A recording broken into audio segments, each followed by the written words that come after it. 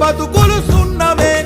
రాజులు మంత్రులు బలిసిన వాళ్ళు ఎవరైనా నీ మట్టిలో పంటే లేకుంటే ఇక మన్నేలే.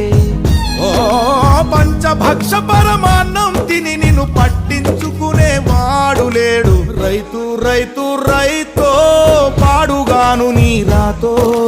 మెతుకు మెతుకుపై నీ పేరున్న మెతుకులాట నీ బతుకు చివరకు చేరుతుంది ఏ చితికో.